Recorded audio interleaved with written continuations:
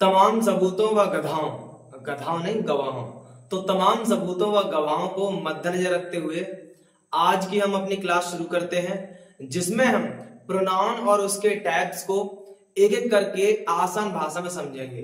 तो सबसे पहले हम ये जान लेते हैं कि प्रोनाउन होता क्या है। जैसा कि हमने प्रोनाउन की डेफिनेशन पढ़ी है कि a pronoun is the word which used in place of a noun, यानी वे शब्द जो संज्ञा शब्दों के स्थान पर प्रयोग किए जाते हैं सर्वनाम कहलाते हैं।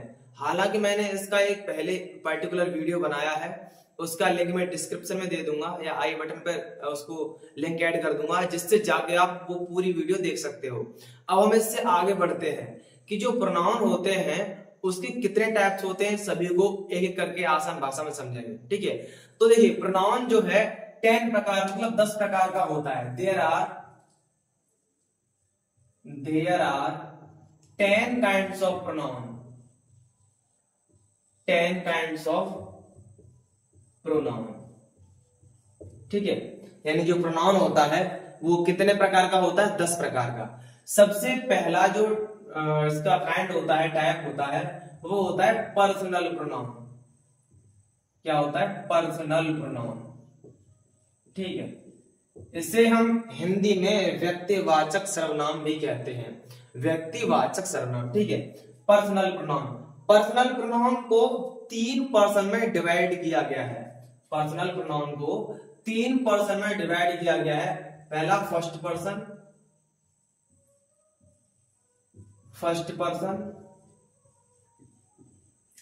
दूसरा सेकंड पर्सन और तीसरा थर्ड पर्सन। यानी पर्सनल प्रोनाउन को 3 पार्ट में डिवाइड किया गया है, फर्स्ट पर्सन, सेकंड पर्सन और थर्ड पर्सन। अब इनके अंतर्गत जो वर्ड आते हैं वो कौन कौन से होते हैं? फर्स्ट पर्सन में आता है आई और वी। ठीक है, सेकंड पर्सन में आता है ओनली यू, थर्ड पर्सन में आता है हमारा ही, सी, इट और दे। ठीक है, ही, सी, इट और दे। देखो फर्स्ट पर्सन में आता है हमारा आई और वी। आई मतलब मैं और वी मतलब हम। ठीक है, तो फर्स्ट पर्सन में आता है हमारा आई और वी। अच्छा, फर्स्ट पर्सन को कौन सी कैटेगरी में रखते हैं? मतलब फर्स्ट पर्सन में आई और वी जो ये वर्ड आए हुए हैं वो कौन सी कैटेगरी के वर्ड हैं? वो है स्पीकर वाली कैटेगरी में।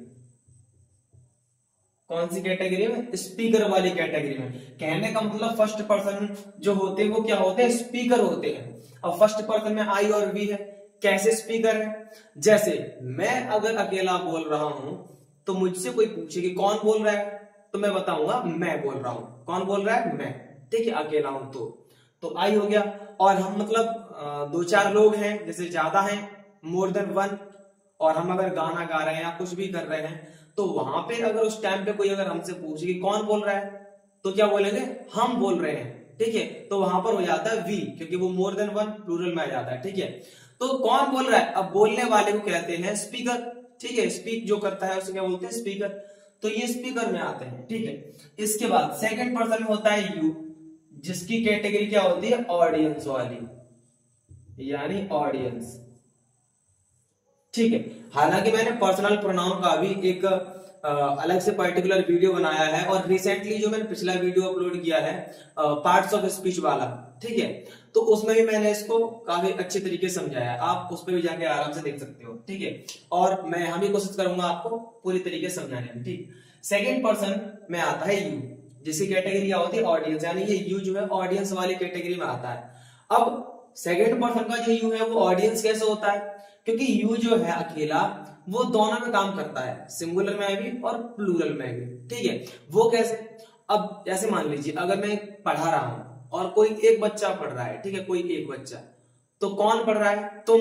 मतलब मैं बोल रहा हूं तो सुनने वाला कौन है? तुम अकेले। कौन सुन रहा है? तुम अकेले हो तुम। और अगर मान लो नेताजी भाषण दे रहे हैं, ठीक है, वहां पर लाखों की भीड़ इकट्ठा हुई है, खड़ी है, तो उस टाइम पे नेताजी भाषण दे रहे हैं और कौन सुन रहे हो? तुम। अब तुम बहुत सारे हो फिर भी तुम सुनने वाले, तुम अकेले हो फिर भी तुम सुनने वाले। ठीक है, तो ऑडियंस में यू आता है। यू हमेशा किसमें आता है? ऑडियंस में सिंगुलर प्लूरल दोनों की तरह काम करता है। ठीक है, तीसरा हमारा होता है थर्ड पर्सन। ठीक है, ही सी इट दे। हालांकि तुम्हें पता होगा कि ही का मतलब भी वह होता है, सी का मतलब भी वह होता है, लेकिन अंतर ये होता है कि जो ही है वो मेल के लिए यूज होता है और सी फीमेल के लिए यूज होता है। ठीक है, और इट का कोई पर्टिकुलर मीन्स नहीं होता, इसलिए इसे इम्पर्सनल इट या एम्प्टी इट भी बोल देते हैं। इम्पर्सनल इट का मैंने एक पर्टिकुलर वीडियो बनाया है, लिंक डिस्क्रिप्शन में दे दूंगा या आई बटन में मेंशन कर दूंगा, वहां से आप डिटेल में वीडियो देख सकते हैं। ठीक है, इसके बाद आता है हमारा दे। दे का मतलब क्या होता है? वे। ठीक है, अब आप लोग कहोगे कि भाई दोस्त का मतलब भी वे होता है, लेकिन दोस्त का मतलब जो वे होता है वो ज्यादातर नॉन लिविंग बीइंग्स, एनिमल्स या बर्ड्स के लिए आता है। ठीक है, लेकिन जो हमारा दे है वो ह्यूमन के लिए आता है। दे ह्यूमन के लिए, जैसे दे आर बाथिंग, वे नहा रहे हैं, तो जो लिविंग बीइंग हो, सजीव होगा जो, वही तो नहाएगा, तो ये दे ऐसे करके यूज होता है। ठीक है, तो पर्सनल प्रोनाउन का इतना सारा फंडा है। ठीक है, और जो मैंने पिछली वीडियो बनाई है डिटेल में, उसमें मैंने उसको एक टेबल टैब में समझाया है सही तरीके से। ठीक है, जैसे भी यहाँ पे हल्का फुल्का ले लेते हैं। इसके बाद अब नेक्स्ट टैब पे चलते हैं। नेक्स्ट जो है हमारा वो आता है डिमॉन्स्ट्रेटिव प्रोनाउन। डिमॉन्स्ट्रेटिव प्रोनाउन को हिंदी में संकेतवाचक सर्वनाम भी कहते हैं। संकेतवाचक सर्वनाम, संकेत मतलब इशारा, संकेत मतलब इशारा यानी इंडिकेशन। ठीक है, तो इसके नाम से समझ में आ रहा है। ठीक है, अब एग्जांपल समझते हैं इसको। एग्जांपल, अच्छा पहले आपको ये बता दें कि डिमॉन्स्ट्रेटिव प्रोनाउन में कौन कौन से वर्ड आते हैं। डिमॉन्स्ट्रेटिव प्रोनाउन में दिस, दैट, दीज और दोज। ठीक है, ये डिमॉन्स्ट्रेटिव प्रोनाउन है। ठीक है, ये वर्ड डिमॉन्स्ट्रेटिव प्रोनाउन में आते हैं। ठीक है, एग्जांपल समझिए, जैसे this is my book, this is my book. ठीक है, तो यहां पर दिस का यूज हो रहा है, दिस इज माई बुक, इसका मतलब वो ये हो गया कि यह मेरी किताब है। ठीक है, दिस इज माई बुक का मतलब यह मेरी किताब है। सही है, तो यहाँ पे दिस जो है डिमॉन्स्ट्रेटिव प्रोनाउन हो गया। कैसे हो गया? क्योंकि मैंने अभी बताया है संकेतवाचक सर्वनाम, इसका नाम क्या है? संकेतवाचक सर्वनाम। संकेत मतलब इशारा यानी इंडिकेशन। अब जब हम इस बात को बोलेंगे कि दिस इज माई बुक, यानी यह किताब मेरी है, तो कैसे बोलेंगे? यह किताब मेरी है। कोई चीज पास में रखी होगी तभी तो बोलेंगे हम। पास वाले के लिए यह लगाते हैं, दूर वाले के लिए वह लगाते हैं। ठीक है, जैसे एक और एग्जांपल साथ के साथ समझ लेते हैं। That is her house, that is her house. ठीक है, यहां पर दैट, अब जैसे पहले वाले का कॉन्सेप्ट क्लियर करते हैं। दिस इज माई बुक, तो कोई पास में रखी है तो उसके लिए दिस लगाते हैं यानी ये है, दूर के लिए वो है यानी दैट। ठीक है, तो दिस इज माई बुक कैसे कहेंगे हम? दिस इज माई बुक, पास में है कि यह किताब, यह मेरी किताब है। ठीक है, तो यह मेरी किताब है। दिस इज माई बुक ऐसे इशारा करके, मतलब उसकी तरफ इशारा कर रहे हैं ना, तो इस वजह से ये किस में चला जाएगा? डिमॉन्स्ट्रेटिव प्रोनाउन में। ठीक है, that is her house, that is her house यानी वह उसका घर है, तो वह थोड़ा दूर के लिए क्या चलेगा? वह उसका घर है। ठीक है, तो थोड़ा दूर पड़ गया, लेकिन इशारा उसके लिए भी कर रहे हैं, इशारा उसके लिए भी कर रहे हैं, तो डेमोन्स्ट्रेटिव हो गया। दिस इसके लिए भी इशारा कर रहे हैं, यह मेरी किताब है। ठीक है, यह मेरी किताब है और वह उसका घर है, तो वहां पे हम इशारा कर रहे हैं, ये दिस के लिए भी और दैट के लिए भी। दिस, देखो दिस दैट जो है वो सिंगुलरिटी को शो करता है, और दीज दोस्त ये प्लूरलिटी को डिनोट करते हैं। ठीक है, उसको शो करते हैं, लेकिन इशारा हम दोनों करेंगे। ये तुम्हारे बैग्स हैं, बैग्स। ठीक है, ये तुम्हारे बैग हैं, और वे तुम्हारे ऐसे मान लो कुछ भी, वे तुम्हारे पशु हैं। ठीक है, या वे तुम्हारे बल्ले हैं, कुछ भी रखा हो वहां पे ऐसे करके, तो इशारा हमें उसमें भी करना पड़ेगा, संकेत। इसीलिए डिमॉन्स्ट्रेटिव प्रोनाउन यानी संकेतवाचक सर्वनाम हो गया। ठीक है, दीज और दोज ये प्लूरल वाले होते हैं, दिस दैट ये सिंगुलर में यूज होते हैं। तो मेरे अंदाजे से आपको बहुत अच्छे समझ में आ गया होगा कि डिमॉन्स्ट्रेटिव प्रोनाउन इसको क्यों कहते हैं, संकेतवाचक सर्वनाम। अब ये आपको अच्छे से समझ में आ गया होगा कि दिस इज माई बुक और दैट इज हर हाउस, दोनों में क्या कर रहे हैं? इशारा कर रहे हैं, संकेत। इसलिए अच्छा एक बात और, जैसे अभी ये दिस और दैट है, ये प्रोनाउन है, क्योंकि हेल्पिंग वर्ब इसको अलग कर रही है, यहाँ पे ये हेल्पिंग वर्ब अलग कर रही है। प्रोनाउन अकेला रहता है, तो यहाँ पे ये प्रोनाउन हो गया। अगर इसी जगह ऐसे होता, सपोज दैट, मान लो मैं ऐसे कह दूं, दिस बुक इज माइन,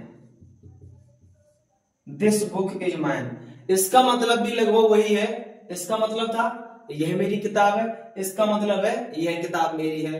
तो सेंस लगभग वही निकल रहा है, थोड़ा स्ट्रक्चर चेंज हो गई है, ठीक है, सेंटेंस का फिगर चेंज हो गया है। लेकिन फिगर चेंज होने से अब टॉपिक भी चेंज हो गया। क्यों? अब ये मैं आपको इसलिए बता रहा हूं कि आप कहीं कंफ्यूज ना हो कि इसमें भी कहते हैं कि हाँ सर दिस इसमें भी है तो ये भी डिमोन्स्ट्रेटिव प्रोनाउन हो गया। नहीं, यहां दिस डिमोन्स्ट्रेटिव प्रोनाउन नहीं है, ठीक है, वर्ड यही रहते हैं this that this those demonstrative के।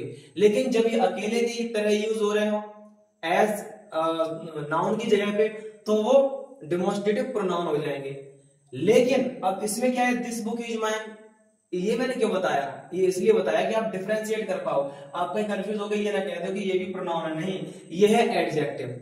अभी जब एडजेक्टिव वाला टॉपिक आएगा तो आपको अच्छे से समझाएंगे, क्योंकि वो भी उसमें भी मतलब नेम जो है सेम होते हैं दोनों में। इसमें डेमोन्स्ट्रेटिव प्रोनाउन है, उधर डेमोन्स्ट्रेटिव एडजेक्टिव हो जाएगा। अब हम कैसे डिफरेंशिएट कर पाएंगे, कैसे अंतर कर पाएंगे, उसका तरीका सिर्फ ये है कि जो प्रोनाउन होता है वो हेल्पिंग वर्ब उसको अलग कर देती है, मतलब वो अकेला रहता है। और जो एडजेक्टिव है वो कभी अकेला नहीं रहता, वो उस वर्ड के जस्ट पहले आता है जिसको वो क्वालिफाई कर रहा है, ठीक है, यानी जिसकी विशेषता बता रहा है। यहाँ पर दिस बुक इज माइन, हालांकि सारा हम इसमें भी कर रहे हैं कि यह किताब मेरी है, सारा कर रहे हैं, संकेतवाचक हो गया, लेकिन वो संकेतवाचक सर्वनाम नहीं, संकेतवाचक विशेषण होगा, डिमोन्स्ट्रेटिव प्रोनाउन नहीं, डिमोन्स्ट्रेटिव एडजेक्टिव। क्यों? क्योंकि ये बुक जो है हमारी वो है नाउन, बुक है हमारी नाउन, ठीक है, और इसको क्वालिफाई कर रहा है दिस, यानी इसकी जो मतलब विशेषता है वो कौन बता रहा है, दिस।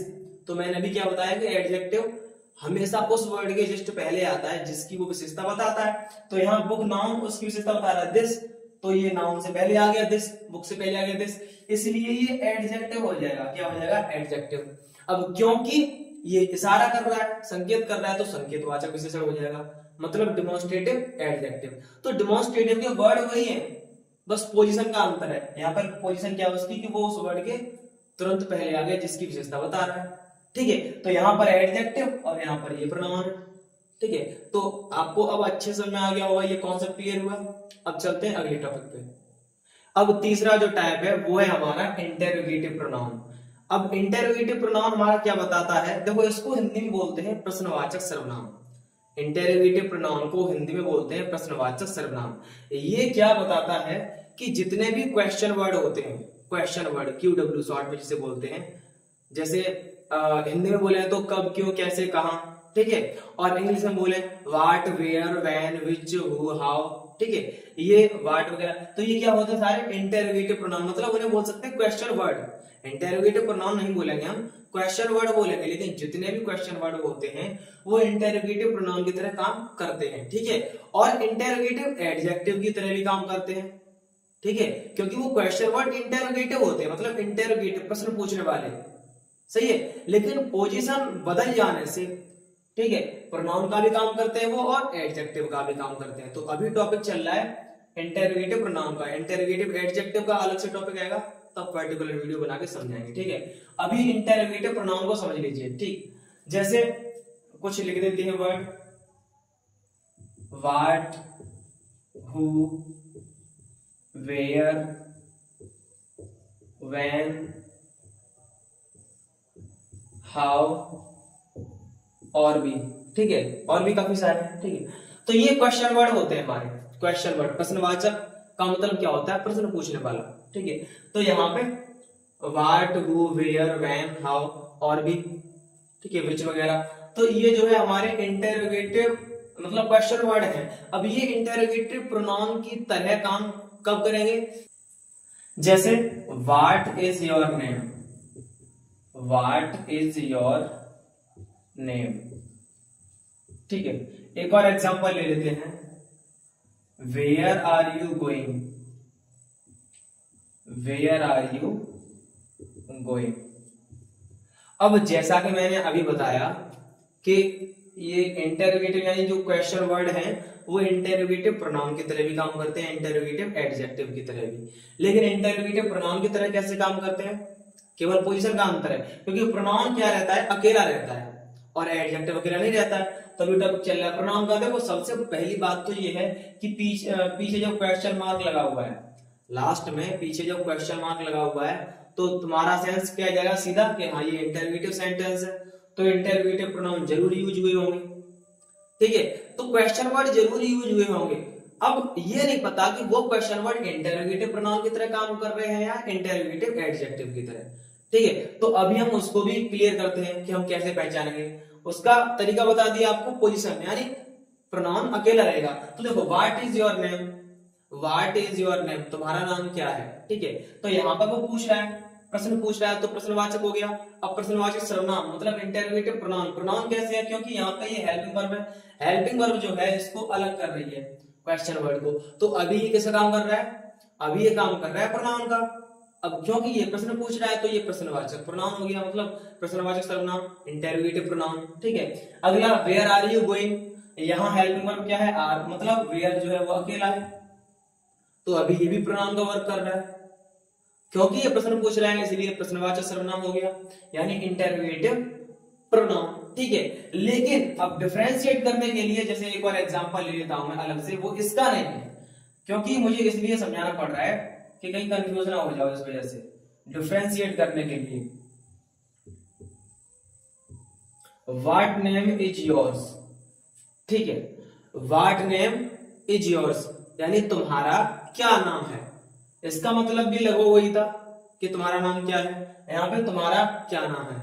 सही है, तो सेंस वही जा रहा है, बस स्ट्रक्चर फिगर चेंज हो गया सेंटेंस का, लेकिन फिगर चेंज होने से पोजीशन चेंज होगी वर्ड्स की और पूरा टॉपिक ही चेंज हो जाएगा फिर। अब देखो हालांकि क्वेश्चन वर्ड यहाँ भी लगा हुआ है, तो question word sorry question mark लगा हुआ है, तो क्वेश्चन वर्ड इसमें जरूर यूज हुआ होगा। अब उस क्वेश्चन वर्ड को हम ये देखेंगे कि वो प्रोनाउन की तरह वर्क कर रहा है एडजेक्टिव की तरह। हालांकि प्रश्न पूछ रहा है तो प्रश्नवाचक तो होगा ही होगा इंटररोगेटिव। अब इंटररोगेटिव प्रोनाउन है या एडजेक्टिव है वो हम देखेंगे। ठीक है, अब देखो व्हाट नेम इज योर्स, यहां पर व्हाट नेम, नेम किसी का भी नाम से, किसी का भी नाम से, ठीक है, राहुल ले लो, सुमन ले लो, करीना ले लो, या संगीता ले लो, ठीक है, मोहन ले लो, राजू ले लो, किसी का भी नाम से, मदन मोहन जो भी है। अब किसी का भी नाम से वो क्या होगा, नाउन होगा। किसी का भी नाम से ही वो क्या होगा, नाउन। भले प्रॉपर नाउन हो उससे मतलब नहीं, लेकिन हमें सिर्फ इससे मतलब है कि हाँ कम से कम नाउन तो है।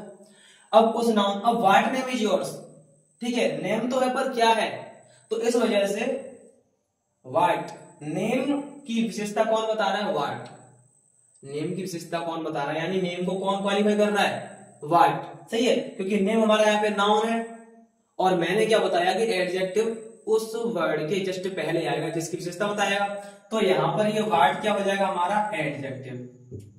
ठीक है, क्योंकि ये नेम से पहले आया है, नाउन से पहले। अब एडजेक्टिव हो गया क्योंकि ये प्रश्न पूछ रहा है, क्योंकि ये प्रश्न पूछ रहा है तो प्रश्नवाचक विशेषण हो गया, मतलब इंटररोगेटिव एडजेक्टिव। ठीक है, इसका जब टॉपिक आएगा तो और डिटेल में समझाएंगे। अभी मैंने सिर्फ डिफरेंशिएट करने के लिए बताया कि कंफ्यूजन ना हो जाओ, क्योंकि यहाँ भी व्हाट है और यहाँ भी व्हाट है, तो ये मत बोल देना कि ये भी व्हाट जो है मतलब इंटररोगेटिव प्रोनाउन हो गया। नहीं, ये क्वेश्चन वर्ड तो है, ये क्वेश्चन वर्ड तो है, लेकिन क्वेश्चन वर्ड दोनों तरीके से काम करते हैं, इंटररोगेटिव प्रोनाउन और इंटररोगेटिव एडजेक्टिव। ठीक है, तीसरे तरीके से और वर्क करते हैं ये, कैसे, रिलेटिव प्रोनाउन में भी अगला टॉपिक है। कुछ कुछ होते हैं इनमें से, जैसे व्हाट है, हु है, ठीक है, और विच, ये कुछ कुछ ऐसे होते हैं क्वेश्चन वर्ड जो रिलेटिव प्रोनाउन में भी वर्क करते हैं। वो कैसे, वो भी बताएंगे, पहले इसको समझ लो। तो यहाँ पे ये कॉन्सेप्ट क्लियर हुआ कि प्रोनाउन जो अकेला रहेगा केवल हम पोजीशन से डिफरेंशिएट कर पाएंगे, अंतर कर पाएंगे। ठीक है, और जो एडजेक्टिव है वो अकेला नहीं रहता, क्योंकि वो किसके साथ आया है, नेम के साथ, जिसकी विशेषता बता रहा है उसके साथ आएगा, उससे पहले आएगा। ठीक है, तो ये चीज यहां तक ये इंटररोगेटिव प्रोनाउन का टॉपिक क्लियर हुआ।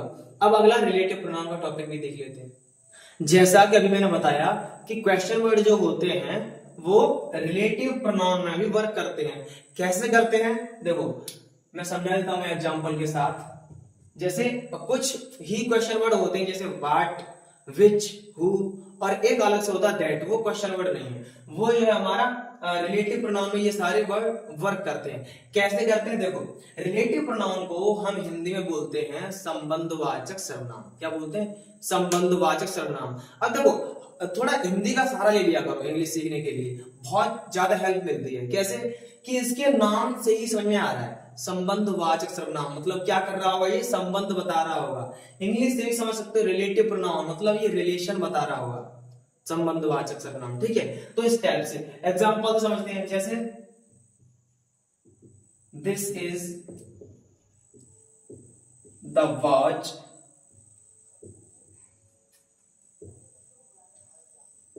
which I bought yesterday।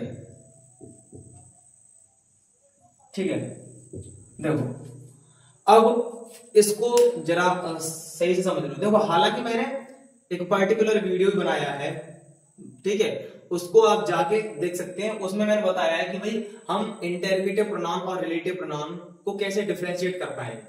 ठीक है, तो उसका पर्टिकुलर वीडियो बनाया है, तो आप डिस्क्रिप्शन में लिंक दे दूंगा, वहां से आप डिटेल में उसको देख सकते हैं। ठीक है, समझ सकते हैं। अब इसको थोड़ा बहुत उसका भी थोड़ा मेंशन कर लेते हैं उसको भी, कि this is the watch which I bought yesterday. अब पहली बात तो यहाँ पे ये कि अगर आपके मन में ये भ्रम हो कि भाई विच जो क्वेश्चन वर्ड है ये इंटरोगेटिव की तरफ वर्क कर रहा होगा, तो बिल्कुल गलत। क्यों?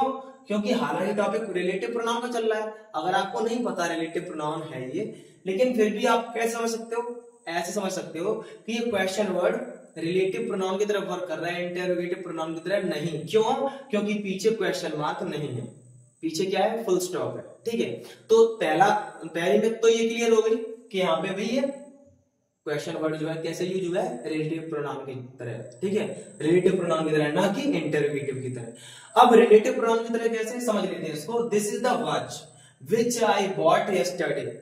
यह वही घड़ी है, या ऐसे कह सकते हैं यह वह घड़ी है जो मैंने कल खरीदी थी, जो मैंने कल खरीदी थी। अब this is the watch which I bought yesterday, वैसे विच का मतलब क्या होता है, कौन सा, कौन से, कौन से। लेकिन यहां पर विच का अर्थ क्या निकल रहा है, जो। यहां पर विच का अर्थ निकल रहा है जो, क्योंकि विच जो है जब इंटरोगेटिव प्रोनाउन वर्क करे, मतलब इंटरोगेटिव की तरह, तो उसका अर्थ होता है कौन सा, कौन सी, कौन से। लेकिन अभी जब ये रिलेटिव की तरह वर्क कर रही है, तो इसका मीन्स क्या निकल रहा है, जो। यानी this is the watch which I bought yesterday, यह वही घड़ी है या यह वह घड़ी है जो मैंने कल खरीदी थी, जो मैंने कल खरीदी थी। तो विच का मीन्स क्या हो गया, यहाँ पे जो हो गया। अब देखो विच का मीन्स जो। अब एक और आपको समझाता हूं, जैसे example, this is the boy, this is the boy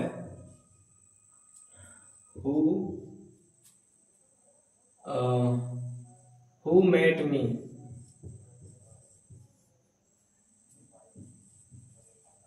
yesterday in the fair।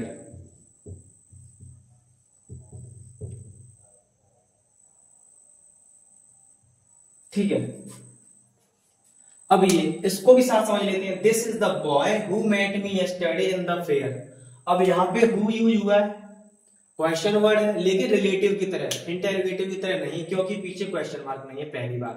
दूसरी बात ये कि this is the boy who met me yesterday in the fair, इसका मतलब ये हुआ कि यह वह लड़का है, या ऐसे कह सकते हैं यह वही लड़का है जो मुझे कल मेले में मिला था, जो मुझे कल मेले में मिला था। ठीक है, तो यहां पे भी हु का मीन्स क्या निकल रहा है, जो, क्योंकि ये रिलेटिव की तरह वर्क कर रहा है। वैसे इंटरोगेटिव में इसका मीन्स होता है कौन। ठीक है, अभी इसका अर्थ निकल रहा है जो। अब आपके मन में ये कंफ्यूजन आ रही होगी कि सर ने यहाँ पे विच का मीन्स, मतलब यहाँ भी जो निकल रहा था तो इसके मीन्स के लिए सर ने विच लगाया, यहाँ भी जो निकल रहा है इसके मीन्स के लिए सर ने यहाँ पे हु लगाया। ऐसा क्यों किया? जब दोनों का मीन्स जो निकल रहा है तो कोई एक वर्ड चूज कर लेते, या तो दोनों में विच लगाओ या दोनों में हु लगाओ। ऐसा क्यों? इसके लिए मैंने पर्टिकुलर वीडियो और बनाया है पहले से। ठीक है, उसका भी लिंक डिस्क्रिप्शन में मिल जाएगा, वहां से आप सारे रूल्स देख सकते हो कि क्या क्या रूल्स हैं। ठीक है, काफी सारे रूल्स है उसमें। एक रूल्स ये भी है कि जो भाई पर्सनल प्रोनाउन का जो ये फर्स्ट पर्सन होता है आई, वो हमेशा कैपिटल रहता है। एक रूल ये भी है उसमें, चाहे बीच में हो या बाद में कहीं पे भी हो, अकेला हो आई तक। ठीक है, इसलिए मैंने यहाँ पे स्मॉल नहीं बनाया, कैपिटल बनाया है, ये रूल के तहत है। ठीक है, दूसरा रूल क्या था उसमें, जो भी समझा दे रहा हूं इन दोनों को लेके है, वो ये है कि जब बात आती है निर्जीव वस्तुओं की, नॉन लिविंग थिंग्स की, ठीक है, तब हम वहां पे विच का यूज करेंगे। क्यों? क्योंकि किसकी बात हो रही है, वॉच की। ठीक है, दिस इज द वॉच, किसकी बात हो रही है, वॉच, निर्जीव है, नॉन लिविंग थिंग, विच लगाया हमने। This is the boy, boy क्या है, सजीव है, लिविंग थिंग मतलब लिविंग बीइंग के लिए हम क्या लगाएंगे, हु। तो ये रूल था, इस वजह से हमने वहां विच लगाया, जो के लिए, यहाँ जो के लिए हमने हु लगाया। ठीक, अच्छा अब एक लास्ट बात और समझ लेते हैं कि this is the watch which I bought yesterday, वहां पे हमने विच कर दिया जो। This is the boy who met me yesterday in the fair, यहां हमने हु कर दिया जो। ठीक है, तो रिलेटिव प्रोनाउन। अब लास्ट चीज क्या है, लास्ट चीज ये है कि अब आप ये सोचोगे कि भाई नाम तो संबंधवाचक सर्वनाम है, लेकिन संबंध बता कैसे रहा है, ये तो सर ने बताया नहीं, तो बिल्कुल बताएंगे, समझो। This is the watch which I bought yesterday, यह वही घड़ी है जो मैंने कल खरीदी थी। तो घड़ी किसने खरीदी थी, मैंने, तो मेरा उस घड़ी से संबंध हो गया। ठीक है, रिलेशन। ठीक है, अच्छा this is the boy who met me yesterday in the fair, यह वही लड़का है जो मैंने कल मेले में, मतलब जो मुझे कल मेले में मिला था। ठीक है, तो अब उस लड़के से मेरा संबंध हो गया कि नहीं, क्या हो गया कि मैंने उसे कल मतलब मैंने उसे कल मेले में देखा था, या मैं उसे कल मेले में मिला था, ऐसे करके, है कि नहीं। तो इसका मीन्स क्या निकल रहा है कि यह वही लड़का है जो मुझे कल मेले में मिला था। अगर वो लड़का कुछ दिन बाद और मुझे मिल जाए, मतलब आमने सामने देखने को मिल जाए, तो बोले हाँ नमस्ते भैया या जो भी है, तो फिर मैं तुरंत पहचाने क्या सोचूंगा अपने दिमाग में, अरे ये तो वही लड़का है जो मैंने उस दिन मेले में देखा था। तो कहने का मतलब क्या है कि मेरा संबंध उससे पहले से जुड़ा हुआ है कि नहीं है, मेरा संबंध उसी दिन उससे जुड़ गया था जब मैंने पहली बार उसको मेले में देखा था। ठीक है, तो ये चीज, तो इस प्रकार से ये रिलेटिव प्रोनाउन होता है, यानी संबंधवाचक सर्वनाम। ठीक है, अब चलते हैं नेक्स्ट टॉपिक पे। नेक्स्ट है हमारा पांचवा, मतलब इंडेफिनिट प्रोनाउन। इसको हम हिंदी में बोलते हैं अनिश्चयवाचक सर्वनाम। इसके नाम से ही पता चल रहा है, अनिश्चयवाचक मतलब अनिश्चय, जिसका कोई पक्का पता ना हो। अब जैसे मान लो कि मामा जी आपसे कह दें कि बेटा मैं किसी दिन आऊंगा। ठीक है, अगर आपने मामा जी से कॉल किया और बोलते मामा जी मतलब घर पे घूम जाओ ऐसे हैं, तो क्या बोलते हैं वो कि बेटा मैं किसी दिन आऊंगा, किसी दिन आऊंगा।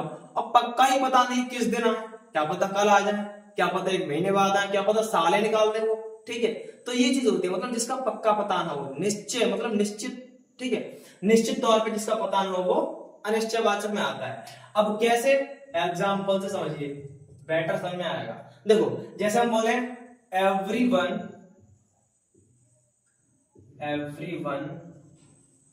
Attended the party.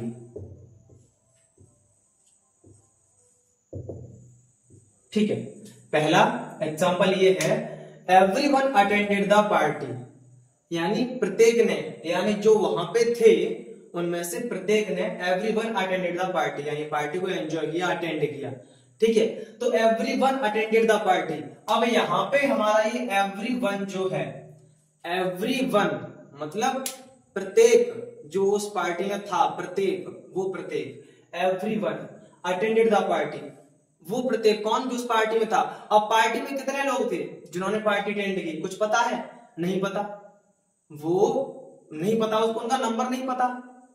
नंबर का मतलब वो फोन नंबर नहीं, नंबर का मतलब उनकी संख्या, उनकी संख्या नहीं पता कि वो लोग संख्या में कितने थे जिन्होंने पार्टी अटेंड की, अनिश्चय। ठीक है, मतलब पक्का पता नहीं है कि कितने थे, लेकिन इतनी पता है कि जितने थे उन्होंने सबने पार्टी अटेंड की। ठीक है, तो एवरीवन अटेंडेड द पार्टी, यहाँ पर एवरीवन जो है हमारा क्या हो जाएगा, इंडेफिनिट प्रोनाउन, क्योंकि पक्का पता है नहीं कि कितने लोग थे जिन्होंने पार्टी अटेंड की, इस वजह से तो इंडेफिनिट प्रोनाउन। अब ये प्रोनाउन कैसे है, क्योंकि ये अकेला है। एवरीवन अटेंडेड, ये तो वर्ब की सेकंड फॉर्म है ना, तो उससे अलग हो रहा है ये, अकेला, तो प्रोनाउन हो गया, जैसा कि मैंने बताया पोजीशन के हिसाब से। अच्छा चलो अगला और देखते हैं, some of the boys are good players, good players.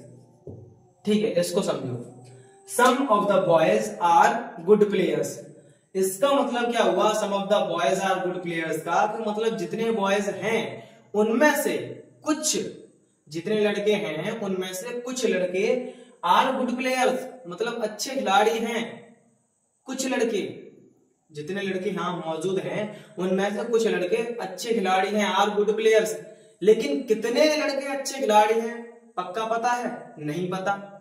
Indefinite, indefinite pronoun हो गया, अनिश्चयवाचक, पक्का नहीं पता। ठीक है, अब हालांकि हम कैसे मानेंगे ये प्रोनाउन है, क्योंकि इंडेफिनिट एडजेक्टिव भी तो होता है, इंडेफिनिट एडजेक्टिव भी तो होता है, वर्ड यही होते हैं, सम और एनी एवरीवन वगैरह जो भी, बस पोजीशन का अंतर होता है जो मैंने बताया है कि एडजेक्टिव अकेला रहता नहीं है और प्रोनाउन अकेला रहता है। अब सम ऑफ द बॉयज, सॉरी मैंने ऑफ कर दिया ओनली, यहाँ पे सम ऑफ द होगा, ठीक है, इसको मिटा के तब लिखते हैं, some of the boys are good players, ठीक है। अब यहाँ पे देखो, यहाँ पे हमारा जो सम है, सम यानी कुछ, वो इंडेफिनिट प्रोनाउन है, पक्का नहीं पता कुछ, ठीक है, तो ये हमारा इंडेफिनिट प्रोनाउन हो गया क्योंकि ये अकेला है, सम ऑफ से अलग हो रहा है, मतलब किसी नाउन से तो जुड़ा नहीं है, अभी ऑफ है बीच में, फिर द है, उसके बाद आया है बॉयज नाउन, तो ये तो अलग हो गया ना, some of the boys are good players, some जो है वो हमारा इंडेफिनिट प्रोनाउन है, ठीक, अकेला है इस वजह से। अच्छा, अब आप लोग ये सोचो कि सर हम कैसे डिफरेंशिएट कर पाएंगे, फिर पोजीशन एक बता दीजिए, या फिर आप ये सोचो कि सर आपने इसको ऐसे क्यों नहीं किया, या हम इसको ऐसे क्यों नहीं कर सकते, जैसे some boys are good players,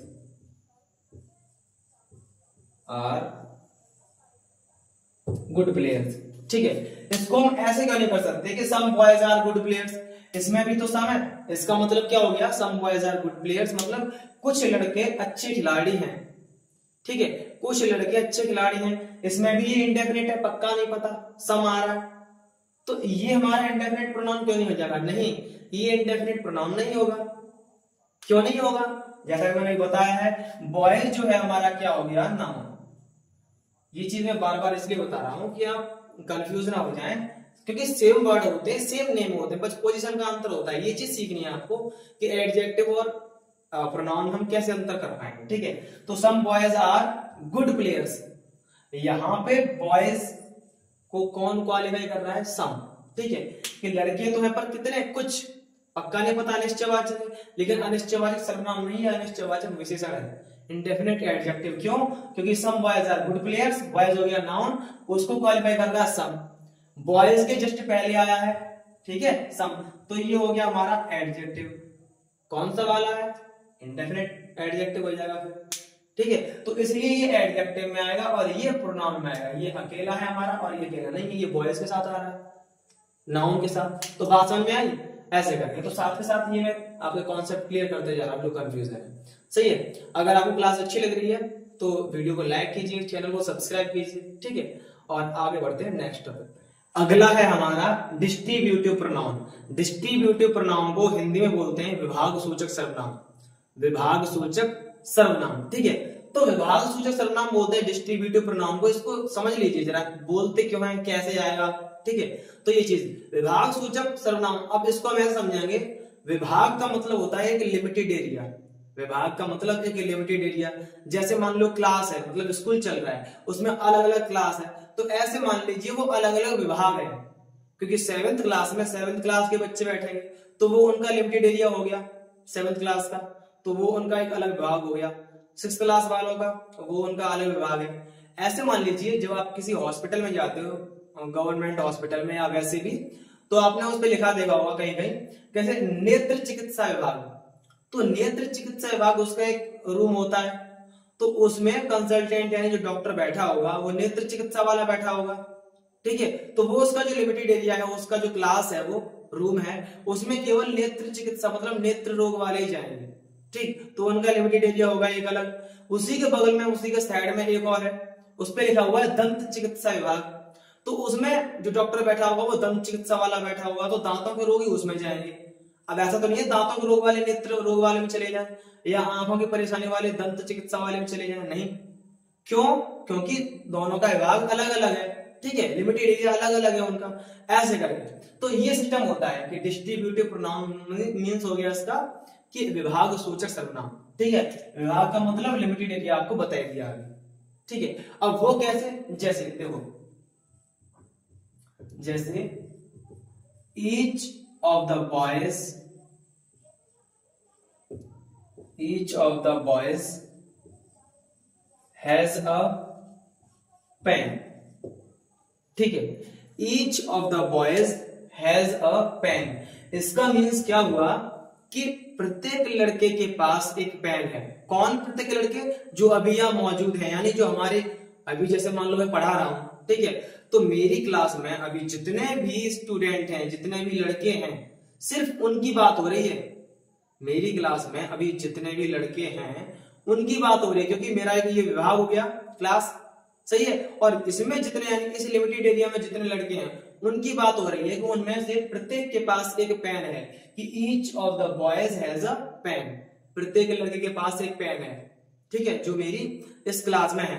अब ऐसा नहीं कि जो क्लास से बाहर भी 2-4 लोग खड़े हो गए, अगर सुन रहे हो 2-4 लड़के मेरी बात को, ठीक है, तो उनके लिए बात नहीं हो रही है। हालांकि मेरी आवाज उन तक जा रही है।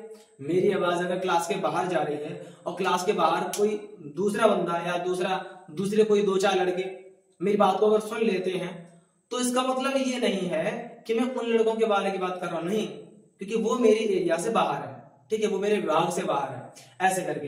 तो each of the boys has a pen, तो यहां पर ईच ये जो है हमारा डिस्ट्रीब्यूटिव प्रोनाउन हो जाएगा। प्रोनाउन क्यों? क्योंकि ये अलग है, नाउन यहाँ पे है, ये प्रोनाउन है, ठीक है, और ऑफ और द ये प्रीपोजिशन वगैरह लगे हुए हैं, तो अलग हो गया कि नहीं हो गया? एडजेक्टिव नहीं है ये, ठीक है। अगर इसी जगह हम ऐसे करते हैं कि ईच बॉय, फिर बॉयज नहीं होगा, फिर बॉय हो जाएगा। Each boy has a pen अगर करते हैं तो वो एडजेक्टिव मतलब डिस्ट्रीब्यूटिव एडजेक्टिव बन जाएगा। कैसे? चलो इसको समझा देते हैं। अभी ये प्रोनाउन है, अगर हम ऐसे इसको करते हैं ईच बॉय, बॉयज नहीं, each boy has a pen, इसका मतलब भी लगभग वही है कि each boy has a pen, प्रत्येक लड़के के पास एक पेन है। लेकिन यहाँ एडजेक्टिव की बात हो रही है, यहाँ भी लिमिटेड एरिया है, क्योंकि नाम तो वही डिस्ट्रीब्यूटिव, बस पीछे चेंज हो गया है, प्रोनाउन का एडजेक्टिव हो गया है, तो डिस्ट्रीब्यूटिव वर्ड भी वही है ईच, बस पोजीशन का अंतर है कि ये अलग था। और each boy has a pen ये अलग नहीं है, क्योंकि एडजेक्टिव अकेला नहीं रहता है, बॉय हो गया नाउन, इसको क्वालिफाई कर रहा है कौन? ईच, ठीक है। तो ये हो गया हमारा एडजेक्टिव, क्योंकि ये इससे पहले आया हुआ है, क्योंकि अब ये एक लिमिटेड एरिया को डिनोट कर रहा है, शो कर रहा है, each boy has a pen, ठीक है, तो वो डिस्ट्रीब्यूटिव एडजेक्टिव में आएगा। कौन? ये वाला, ये हमारा प्रोनाउन में है और ये हमारा एडजेक्टिव में। बात समझ में आई? चलो एक और देखते हैं, जैसे इसी का लिखते हैं प्रोनाउन का, ठीक है, ये तो एडजेक्टिव वाला हो गया, मैंने इसका ही सिमिलर करके बताया था। जैसे neither of your arms is defective, ठीक है, neither of your arms is defective. अब बात क्या हो रही है कि neither of your arms is defective, यानी आपकी भुजाओं में, मतलब भुजाएं कितनी होती हैं, बाहें कितनी होती हैं? 2 होती हैं, मतलब ये लिमिटेशन है उसकी, किसी की 4-5 तो है नहीं है, कोई रावण वगैरह थोड़े ना कि 20-20 भुजाएं होंगे, ठीक है। तो नाइदर ऑफ योर आर्म्स, अब आर्म्स की बात हो रही है, तो लिमिटेड एरिया में मतलब लिमिटेड नंबर तो है, लिमिटेशन यहां भी है, लिमिटेड नंबर है कि भुजाएं कितनी है भैया? 2, ठीक है। तो ऐसे, तो neither of your arms is defective, यानी आपकी भुजाओं में से, आपकी दोनों भुजाओं में से, लिमिट है ना वहां पे, ठीक है, तो आपकी दोनों भुजाओं में से कोई भी डिफेक्टिव नहीं है। Neither of your arms is defective, ठीक है, यानी इन दोनों भुजाओं में से, आपकी इन दोनों भुजाओं में से कोई भी डिफेक्टिव नहीं है, कोई भी डिफेक्टिव नहीं है, मतलब कोई एक, मतलब पर्सनली बोल रहा है उसको, तो इस वजह से हमने यहाँ पे इज लगाया है। अब ये मत सोचना कि सर यहाँ पे आर्म्स है तो हमें आर लगाना चाहिए था, प्लूरल है तो, लेकिन हमने इज क्यों लगाया? इज लगाया हमने नाइदर की वजह से, नाइदर ऑफ योर आर्म्स या नाइदर ऑफ योर 2 आर्म्स कहना जरूरी नहीं है, क्योंकि आर्म्स 2 ही होते हैं इस वजह से। तो नाइदर ऑफ योर आर्म्स यानी आपकी भुजाओं में से कोई भी डिफेक्टिव नहीं है, क्योंकि नाइदर जो है वो नेगेटिव मीन्स रखता है, हालांकि इसमें नॉट नहीं लगा हुआ है, फिर भी नहीं आएगा, ठीक है। तो आपकी भुजाओं में से कोई भी मतलब एक भी, आपकी भुजाओं में से एक भी डिफेक्टिव नहीं है। तो पर्सनली हम दोनों को बोल रहे हैं ना, एक ये और एक ये, 2 में से दोनों को एक साथ नहीं ले रहे, इस वजह से हमने यहाँ पे इज लगाया है। अब बात समझ लो कि neither of your arms is defective, मैंने बोल दिया कि लिमिटेशन है वहां पे 2 ही है, तो क्या हो गया? डिस्ट्रीब्यूटिव प्रोनाउन है कौन सा? नाइदर। क्यों? क्योंकि आर्म्स जो है वो नाउन है, इतनी दूर पड़ा है, उससे पहले ये ऑफ है, उसके बाद तब ये नाइदर है, तो ये हमारा प्रोनाउन हो गया कौन सा वाला, डिस्ट्रीब्यूटिव प्रोनाउन। बात समझ में आई, neither of your arms is defective, तो इज हमने क्यों लगाया यहाँ पे, नेदर प्रोनाउन क्यों है, ठीक है ये चीज। तो इस प्रकार से ये डिस्ट्रीब्यूटिव प्रोनाउन, इसका भी झंझट खत्म हुआ। अब चलते हैं नेक्स्ट टॉपिक पे। अगला जो टॉपिक है हमारा रिफ्लेक्सिव एंड एम्फेटिक प्रोनाउन। मैंने दोनों को एक ही में कर दिया है क्योंकि दोनों का मीन्स एक ही है, सारा कुछ एक ही है, बस थोड़ा सा अंतर है, वो मैं आपको अभी समझा दूंगा एग्जांपल के साथ, ठीक है। तो रिफ्लेक्सिव एंड एम्फेटिक प्रोनाउन ये होते हैं निजतावाचक या दृढ़तावाचक, ठीक है ये। तो ये प्रोनाउन, ठीक है। अब इनको हम समझेंगे कैसे, देखो जैसे आपने कभी कभी जैसे मान लो कोई नई चीज लेके आते हो आप, मान लो आपने कोई नई कार खरीदी, आपने कोई नई कार खरीदी और आप मान लो 2 या 3 भाई हो, तो अगर कोई दूसरा बंदा देखेगा तो आपसे पूछेगा पहले तो कार के बारे में, उसके बाद फिर ये पूछेगा कि भाई आपने साझे में खरीदी है या निजी खरीदी है, साझे में खरीदी है या निजी खरीदी है, तो आप क्या बोलोगे, खुद की है, निजी खरीदी है हमने। निजी का मतलब खुद की, स्वयं, निजी का मतलब स्वयं, मतलब निजता आ रही है इसमें, निजवाचक, खूब दृढ़ता के साथ बोल रहे हैं इस बात को कि हमने निजी खरीदी है, मतलब खुद की है, ठीक है। तो निजतावाचक सर्वनाम का मतलब यही तो है, रिफ्लेक्सिव एंड एम्फेटिक प्रोनाउन, निजवाचक या दृढ़तावाचक सर्वनाम। तो निजता आ रही है इसमें, निजी, निजी का मतलब खुद का या स्वयं, ऐसे निजता।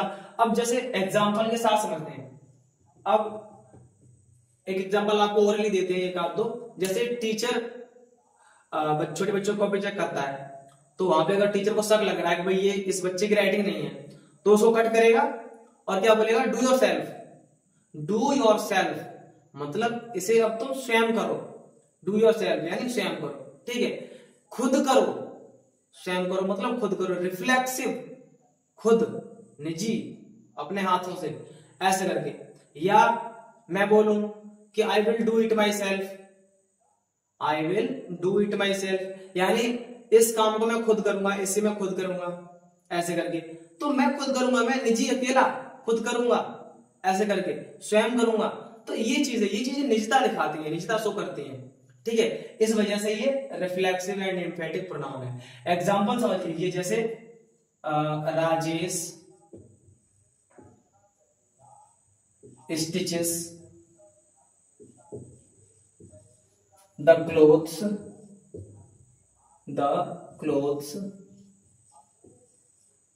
himself। Rajesh stitches the clothes himself, ठीक है। इसका मीन्स ये हुआ कि राजेश वस्त्र स्वयं सिलता है, राजेश वस्त्र स्वयं सिलता है मतलब खुद सिलता है। Rajesh stitches the clothes himself, क्योंकि राजेश क्या है, मेल है, तो मेल के लिए ही लगाते हैं, और ही का रिफ्लेक्सिव प्रोनाउन क्या बन जाता है, ही का रिफ्लेक्सिव प्रोनाउन बन जाता है हिमसेल्फ, ही का रिफ्लेक्सिव प्रोनाउन बन जाता है हिमसेल्फ। इसलिए हमने रिफ्लेक्सिव प्रोनाउन यूज किया है जिसमें सेल्फ और सेल्फ से लगा हो, तो समझ लेना वहां पे रिफ्लेक्सिव या एम्फेटिव का यूज हो रहा है। अब यहां कैसे पता पड़ेगा हमें कि ये रिफ्लेक्सिव है या एम्फेटिक है, देखो जब किसी बात को एक दबाव के साथ कहा जाए, हाँ मतलब निजता तो होती है उसमें, निजता तो होती है उसमें, लेकिन दबाव के साथ जोर देकर उस बात को कहा जाए तो उसे बोलते हैं एम्फेटिक प्रोनाउन, ठीक है। और नॉर्मली अगर कह दिया जाए तो रिफ्लेक्सिव में आ जाता है, निजता दोनों में होती है। अब जैसे यहां पर ये कौन सा समझ लेते हैं, Rajesh stitches the clothes himself, Rajesh वस्त्र स्वयं सिलता है, तो नॉर्मली कह दिया कि राजेश वस्त्र स्वयं सिलता है, ठीक है। क्योंकि इसमें वैसे भी इंग्लिश का सिस्टम क्या है कि भाई इसमें हिमसेल्फ लास्ट में आया है, ठीक है, इसमें हिमसेल्फ लास्ट में आया। अगर यही ऐसे हो, अभी ये क्या है, अभी ये है रिफ्लेक्सिव में, अगर यही ऐसे लिख दें हम Rajesh himself stitches the clothes, stitches the clothes. अब यहां समझ लीजिए, Rajesh himself stitches the clothes. अब दोनों कंडीशन मतलब दोनों इसकी जो कंडीशन है सेंटेंस की उसमें थोड़ा सा ही अंतर है। आप बोलोगे सर दोनों सेम तो कर दिए, थोड़ा सा अंतर है दोनों कंडीशन में। दोनों सेंटेंस की कंडीशन में थोड़ा सा अंतर है। कैसे? Rajesh himself stitches the clothes, हमने यहाँ पे हिमसेल्फ राजेश यानी जो सब्जेक्ट है उसके तुरंत बाद कर दिया। इसका मतलब क्या हो गया कि इसका पूरा पूरा दबाव यानी पूरा पूरा जोर किस पे जा रहा है? राजेश पे। ठीक है, एम्फेसिस कर रहा है उसको, तो इसलिए ये एम्फेटिक प्रोनाउन में आएगा। कैसे? Rajesh himself stitches the clothes, इसका मतलब राजेश स्वयं वस्त्र सिलता है, राजेश स्वयं वस्त्र सिलता है, मतलब जोर देके एम्फेसिस कर रहा है उसको, ठीक है, दबाव के साथ। तो Rajesh himself stitches the clothes, ठीक है। इंग्लिश में इसका फिगर अलग दिखाई दे रहा है कि हमने सब्जेक्ट के जस्ट बाद वो लगा दिया, रिफ्लेक्सिव उसकी फॉर्म लगा दी, तो ये एम्फेटिक में आ जाएगा। मतलब फॉर्म को रिफ्लेक्सिव ही बोलेंगे हम, लेकिन अभी ये सेंटेंस की पोजीशन चेंज हो गई है वर्ड की, इस वजह से ये किस में आ गया?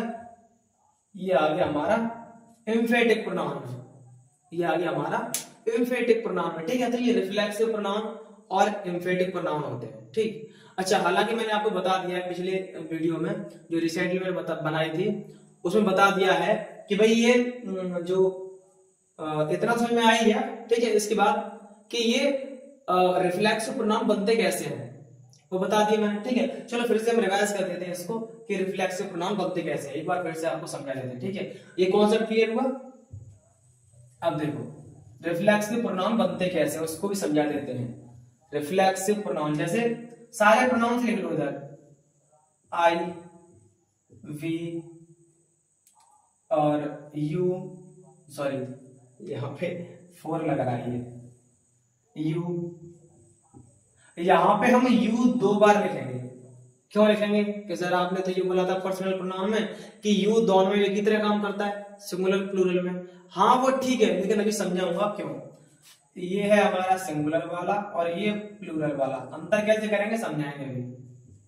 ही, सी, इट और दे, ठीक है। आई का होता है माई सेल्फ, रिफ्लेक्सिव प्रोनाउन बना रहे हैं ये, ठीक है, पर्सनल से रिफ्लेक्सिव प्रोनाउन। माई सेल्फ ये इसका रिफ्लेक्सिव प्रोनाउन बन गया। वी का होता है आवर सेल्फ्स, वी का आवर सेल्फ्स, क्यों? क्योंकि ये सिंगुलर है, ये प्लूरल है। अब प्लूरल में सेल्स हो गया, क्यों सेल्स हो गया? जैसा कि मैंने पिछली वीडियो में बताया है, ठीक है। क्या बताया है कि जो अभी रिसेंटली मैंने वीडियो बनाई है सिंगुलर टू प्लूरल वाली, ठीक है, उसमें मैंने बताया एक रूल है कि अगर लास्ट में एफ या एफ ई है तो एफ या एफ ई को हटाकर वीईएस लगाकर तब प्लूरल बनाते हैं। तो यहाँ पर एफ है सिंगुलर में, एफ हटाया वीईएस लगा दिया, बन गया प्लूरल, ठीक है। तो उस वीडियो को आप डिस्क्रिप्शन बॉक्स से जाके देख सकते हो, लिंक दे दूंगा, ठीक है, ये चीज। इसके बाद यू सिंगुलर और यहाँ यू प्लूरल। देखो आप पूरी ग्रामर खंगाल लेना, आपको कहीं भी ये चीज नहीं मिलेगी कि कहां पर यूज सिंगुलर में यूज होता है, कहां पर प्लूरल में यूज होता है। बस यही एक टॉपिक है रिफ्लेक्सिव वाला जिसमें आप पता कर सकते हो कि यहाँ पर यूज सिंगुलर फॉर्म में, यहाँ प्लूरल फॉर्म में है। वरना पूरी ग्रामर में यू को जो है दोनों कंडीशन में एक ही रखा जाता है, मतलब यू दोनों कंडीशन में एक ही तरह से काम करता है सिंगुलर प्लूरल में। यहाँ हम पता कर लेते हैं, यहाँ इसकी चोरी पकड़ जाती है। कैसे? अगर यू सिंगुलर यूज हो रहा है किसी एक के लिए सिंगुलर फॉर्म में, ठीक है, तो सिंगुलरिटी के लिए हम क्या करेंगे, यहाँ पे इसका रिफ्लेक्सिव बनेगा योर सेल्फ, योर सेल्फ मतलब तुम अकेले, ठीक है। तो ये आपके लिए एक न्यू टॉपिक भी है, न्यू पॉइंट है, ठीक है, इसको अच्छे समझना। अब अगर प्लूरल में है तो वही सिस्टम है कि एफ हटा के वीएस लगा देना है, योर सेल्फ से, ठीक है। तो ये हो गया हमारा प्लूरल, ये हो गया सिंगुलर। बस यहीं से आप पता कर सकते हो कि ये सिंगुलर में, ये प्लूरल में। बाकी पूरी ग्रामर में यू दोनों तरीके से काम करता है, एक ही यू सिंगुलर में भी प्लूरल में भी। अच्छा, ही का होता है हिमसेल्फ, हिमसेल्फ। सी का होता है हर सेल्फ, इट का होता है इट सेल्फ, और दे का होता है देम सेल्फ्स, देम सेल्फ्स, ठीक है, दे का होता है देम सेल्फ्स। तो ये रिफ्लेक्सिव फॉर्म में हमने चेंज करके बता दिया आपको। अब न्यू टॉपिक यानी नेक्स्ट टॉपिक पे चलते हैं। अगला है हमारा रेसिप्रोकल प्रोनाउन। इसे हिंदी में बोलते हैं परस्पर वाचक सर्वनाम। परस्पर वाचक सर्वनाम मतलब एक साथ दो व्यक्ति आपस में एक साथ साझेदारी करें या कुछ भी कोई वर्क एक साथ करें एक दूसरे के लिए, तो वो परस्परवाचक में आता है। कैसे? एग्जाम्पल से समझ लीजिए, जैसे बोथ ऑफ द ब्रदर्स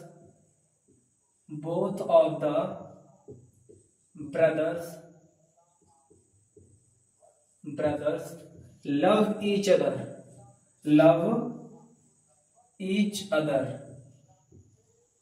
ठीक है। Both of the brothers love each other, यानी दोनों भाई आपस में, मतलब एक दूसरे से, ठीक है। परस्पर का मतलब बताया था अभी, एक दूसरे यानी एक दूसरे के लिए आपस में, तो परस्पर वाचक है क्योंकि ये, तो both of the brothers love each other, यानी दोनों भाई एक दूसरे से प्रेम करते हैं, मतलब आपस में प्रेम करते हैं। तो यहाँ पर ईच अदर जो है, ईच अदर यानी एक दूसरे से, तो ये क्या हो गया? परस्पर वाचक, मतलब परस्पर आपस में एक दूसरे से बात हो रही है। एक और एग्जांपल ले लेते हैं, जैसे इंडियंस शुड नॉट फाइट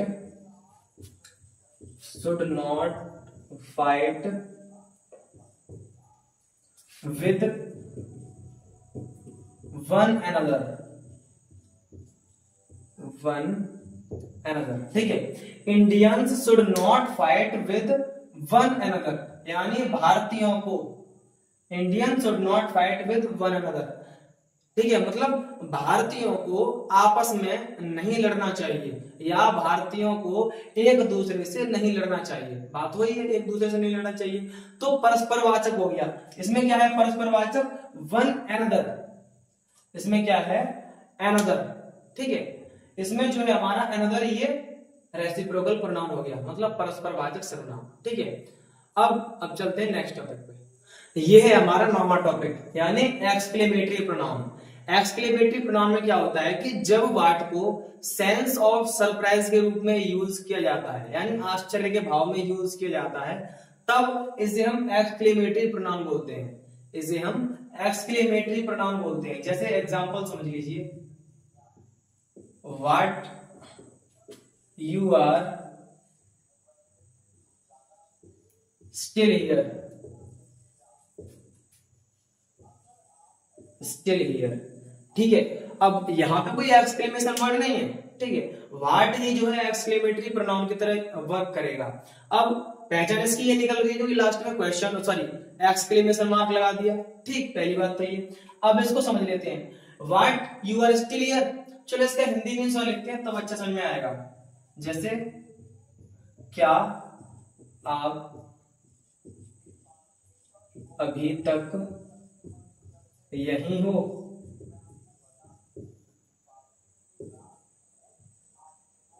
देखो यहां पर व्हाट का यूज कैसे हो रहा है? सेंस ऑफ सरप्राइज के मतलब रूप में, ठीक है, यानी आश्चर्य के भाव में यूज हो रहा है क्या, नहीं व्हाट का, ठीक है। तो ये इंटरोगेटिव नहीं है, क्वेश्चन वर्ड नहीं, मतलब सॉरी क्वेश्चन वर्ड तो क्या मतलब इंटरोगेटिव नहीं है। ये क्वेश्चन वर्ड जो व्हाट है वो एक्सक्लेमेटरी प्रोनाउन के रूप में यूज हो रहा है, तो ये इंटरोगेटिव नहीं है, इसीलिए पीछे यहाँ पे एक्सक्लेमेशन मार्क लगा रखा है। तो क्या आप अभी तक यही हो, तो इसे ऐसे नहीं बोलेंगे कि क्या आप अभी तक यही हो, तो फिर वो पूछने के भाव में हो जाएगा। नहीं, इसे ऐसे बोलेंगे क्या आप अभी तक यही हो। अब सेंस ऑफ सरप्राइज कैसे निकलेगा?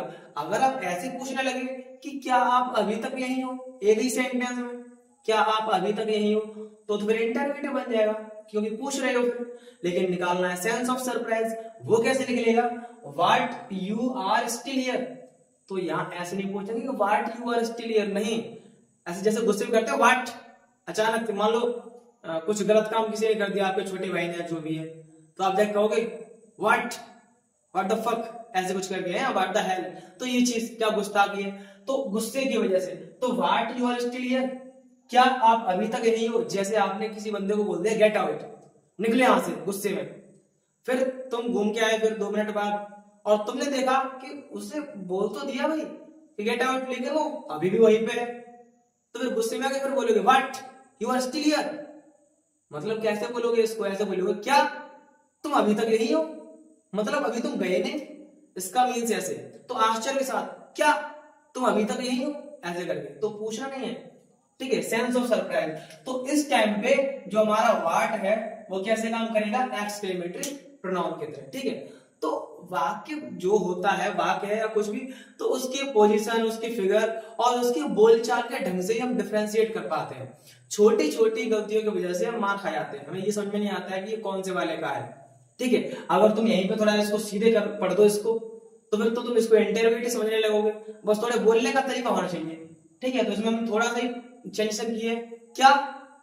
एकदम आश्चर्य की वजह से हैरानी, क्या आप अभी तक यही हो, ऐसे करके। ठीक है, मतलब तुम्हें तो जाना चाहिए था, मैं तो बोल गया था ऐसे करके। तो ये चीज। अब लास्ट हमारा जो रह गया पॉजिटिव प्रोनाउन, उसको भी समझ लेते हैं। अब लास्ट में इसको भी समझ लेते हैं, पॉजिटिव प्रोनाउन। देखो, पॉजिटिव प्रोनाउन और एक पॉजिटिव एडजेक्टिव भी होता है, वो एडजेक्टिव वाले चैप्टर में आता है। ठीक है, तो उसमें भी पॉजिटिव और इसमें भी पॉजिटिव, वो ये पॉजिटिव प्रोनाउन, वो पॉजिटिव एडजेक्टिव। ठीक है, तो बस पोजीशन का अंतर होता है।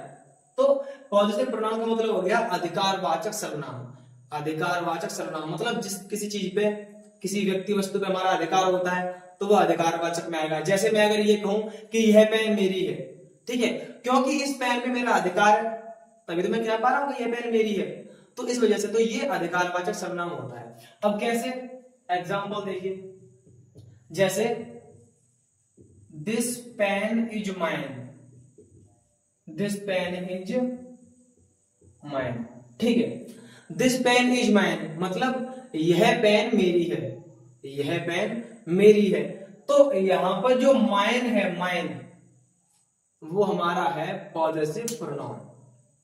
ठीक है, मेरा, मेरी, मेरे, माइन अलग से, क्योंकि प्रोनाउन अकेला रहता है, तो ये अकेला है। ठीक है, तो यहाँ पे ये पॉजिटिव प्रोनाउन हो गया, क्योंकि ये बोल रहा है मेरा, मेरी, मेरे। तो यह पेन मेरी है, यह पेन मेरी है मतलब इसमें मेरा अधिकार है, तो इस वजह से ये पॉजिटिव प्रोनाउन हो गया, दिस पेन इज माइन।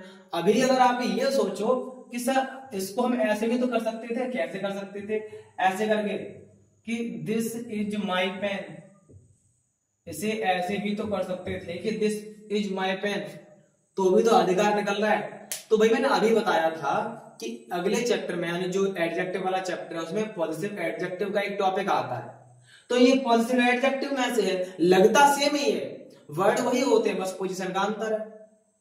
तो ये प्रोनाउन नहीं है, ये पॉजिटिव एडजेक्टिव है। कैसे? हाँ, कर सकते हैं। इसका मतलब यही है लगभग कि यह मेरी पेन है या यह मेरा पेन, जो भी है। तो यह मेरी पेन है, मेरा अधिकार है, अधिकार भी दिखा रहा है क्योंकि पॉजिटिव एडजेक्टिव है। अब एडजेक्टिव क्यों है? क्योंकि this is my pen, pen है हमारा नाउन, उसको क्वालिफाई कर रहा है कौन? माई। तो माई हो गया हमारा एडजेक्टिव। बात समझ में आई? तो इस टाइप से तो ये एडजेक्टिव वाले चैप्टर में चला जाएगा। अभी बात चलिए प्रोनाउन की, इसलिए हमने दिस पेन इज माइन रखा। अब आप लोग ये बोलोगे कि सर हमें कैसे पता चलेगा, हम क्या रखेंगे? इसका मतलब भी मेरा, मेरी, मेरे होता है, यहाँ भी मेरा, मेरी, मेरे होता है। कि सर हम कैसे रखेंगे? भाई एडजेक्टिव में रखना हो उसी वर्ड को तो, और प्रोनाउन में रखना हो उसी वर्ड को तो उसके लिए अभी मैं आपको टेबल से समझाता हूं कि जो पर्सनल प्रोनाउंस होते हैं उनके पॉजिटिव एडजेक्टिव क्या होते हैं और पॉजिटिव प्रोनाउन क्या होते हैं। ठीक है, तो हालांकि टॉपिक चल रहा है प्रोनाउन का, तो प्रोनाउन ही समझना चाहिए, लेकिन एडजेक्टिव भी साथ में लिखवा दूंगा जिससे आप डिफरेंशिएट कर पाओ, कि कहीं ऐसा ना हो कि प्रोनाउन लगाना हो और एडजेक्टिव लगा दो। तो यहाँ पे हमारा अलग था ये बिल्कुल, तो इस वजह से पॉजिटिव प्रोनाउन था। अब इसको हम एक टेबल से समझ लेते हैं, इजीली, बहुत अच्छी से समझ में आएगा, बिल्कुल डिफरेंशिएट कर पाएंगे, फिर मिस्टेक के चांसेस बहुत कम हो जाएंगे। जैसे हम अपने पहले सारे पर्सनल प्रोनाउन लिख लेते हैं, I, we, you, he, she, it और दे। ठीक है, यहां पे ये पॉजिटिव एडजेक्टिव, यहां पे ये पॉजिटिव एडजेक्टिव, और यहां पे करेंगे हम पॉजिटिव प्रोनाउन। ठीक है, ये पॉजिटिव एडजेक्टिव, पॉजिटिव प्रोनाउन। आई का पॉजिटिव एडजेक्टिव होता है माई और पॉजिटिव प्रोनाउन होता है माइन। ठीक है, इसको मैंने जो पिछला वीडियो है पार्ट्स ऑफ स्पीच वाला, तो उसे मैंने अच्छे से एक्सप्लेन किया है, अभी यहाँ भी रिवाइज कर दे रहे हैं उसको। तो वी का पॉजिटिव एडजेक्टिव होता है अवर, पॉजिटिव प्रोनाउन होता है अवर्स। ठीक, यू का पॉजिटिव एडजेक्टिव यू, सॉरी हाँ योर, यू का पॉजिटिव एडजेक्टिव योर, और पॉजिटिव प्रोनाउन हो जाएगा योर्स। ठीक है, यहां ही का पॉजिटिव एडजेक्टिव हो जाएगा हिज, और पॉजिटिव प्रोनाउन भी हिज ही रहता है। सी का पॉजिटिव एडजेक्टिव हर और पॉजिटिव प्रोनाउन हर्ष, ठीक। इट का पॉजिटिव एडजेक्टिव होता है इट्स और इट का पॉजिटिव प्रोनाउन नहीं होता, इट का पॉजिटिव प्रोनाउन नहीं होता, क्योंकि मैंने इम्पर्सनल इट वाले वीडियो में इस वाले रूल को गहनता के साथ समझाया है, डिटेल में वीडियो बनाया है वो, कि भाई इट का पॉजिटिव प्रोनाउन नहीं होता है, इसका रूल क्या है, क्या एग्जांपल है, सारा कुछ में बताया है मैंने। तो आपको ये डिस्क्रिप्शन बॉक्स में इसका लिंक मिल जाएगा, वहां से जाके आप डिटेल में वीडियो देख सकते हैं, ठीक है। तो इट का पॉजिटिव एडजेक्टिव होता है, पॉजिटिव प्रोनाउन नहीं होता। दे का पॉजिटिव एडजेक्टिव होता है देयर और पॉजिटिव प्रोनाउन होता है हमारा देयर्स, ठीक है। तो अगर जैसे हम ये कहें कि दिस इज योर वॉच, यह तुम्हारी घड़ी है, तो ये योर वॉच, वॉच से पहले योर आ रहा है, पॉजिटिव एडजेक्टिव हो गया। और अगर हमें पॉजिटिव प्रोनाउन बनाना है तो this watch is yours, yours ये अकेला हो गया तो पॉजिटिव प्रोनाउन हो जाएगा। तो इस टाइप से ये हम डिफरेंशिएट कर पाएंगे कौन सा पॉजिटिव एडजेक्टिव में है, कौन सा पॉजिटिव प्रोनाउन है, और लगाने की पोजीशन क्या है वो सारा कुछ आपको बता दिया। सारी वीडियो देखने के बाद आपको ये अब कंक्लूजन करना है कि आपको वीडियो कैसा लगा। अगर वीडियो अच्छी लगी तो आप वीडियो को लाइक कीजिए, चैनल को सब्सक्राइब कीजिए ऐसे ही न्यू और लेटेस्ट अपडेट पाने के लिए ग्रामर से रिलेटेड, ठीक है। और अपने जो फ्रेंड्स हैं, स्टूडेंट्स हैं या जो भी पढ़ने में इच्छुक है, ठीक है, तो उनको वीडियो शेयर कीजिए और अपने सवाल वीडियो कमेंट बॉक्स में जाके कमेंट कीजिए, ठीक है।